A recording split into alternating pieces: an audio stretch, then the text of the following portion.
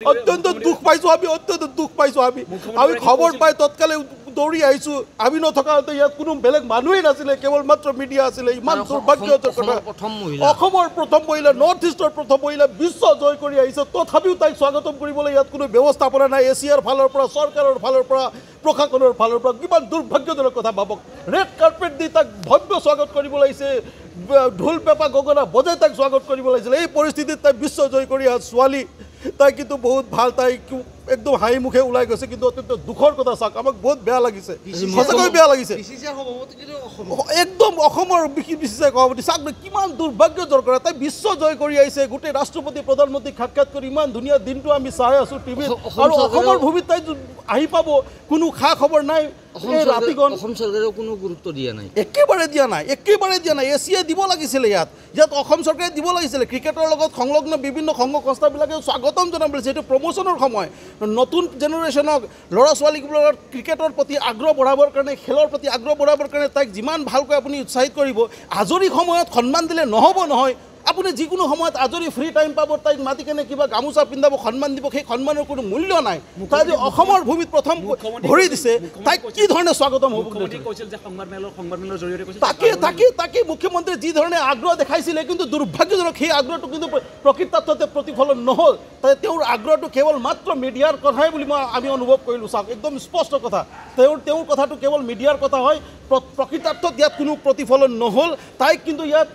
নাজানে নেকি তাই আহি আছে আজি বুলি যেতিয়া জানে তাইক স্বাগতম জনাবলৈ সেই গুৱাহাটীৰ পৰা ইয়াত আহিবৰ কাৰণে কিমান সময় লাগিবনো গোটেই মানুহ আহি পাবলৈ তাইৰ ভিতৰতে 1 ঘণ্টামান ৰখি আছিলে তথাপিও ইয়াত ভালকৈ তাইক ৱেলকাম কৰিবলৈ কোনো ব্যৱস্থা নাই আমিতো আচৰিত পাইছোঁ আমিতো ভাবিছোঁ ইয়াত মানুহ কিয় নাই আমি নাহিবই নেকি আমিও ফল্ছ ৰিপৰ্ট পাইছোঁ নেকি বুলি ভাবি আছিলোঁ আহি কিনে আচৰিত দেখিছোঁ কোনো নাই আমিয়ে অকল আহি ইয়াত বহি আছোঁ তাৰপিছত মিডিয়া মানুহবিলাক চব আমি আহি পালোঁ তাৰ বাদে আৰু কোনো মানুহ নাই ইয়াত স্বাগতম কৰিবলৈ কিমান দুৰ্ভাগ্যজনক কথা ভাবচোন ইয়াৰ আগতে কিমান খেলুৱৈবিলাক আছিলে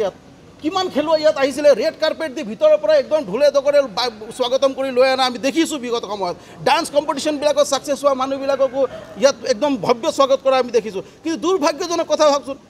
বিশ্ব জয় কৰা গঢ়ি অহা ছোৱালী ৱৰ্ল্ডৰ টপ 15 লেডি ক্ৰিকেটাৰৰ ভিতৰত এজনী তাই তথাপি আজিৰ সময়ত তাইক ৱেলকাম কৰিবলৈ কোনো মানুহ নাই চৰকাৰৰ ফালৰ পৰা কোনো ব্যৱস্থা নাই কোনো প্ৰশাসনিক ব্যৱস্থা নাই কোনো এজন উচ্চ পদস্থ বিষয়া নাই না কোনো মন্ত্ৰী ন কোনো ৰাজনৈতিক প্ৰতিনিধি কিমান দুৰ্ভাগ্যজনক কথা কিয়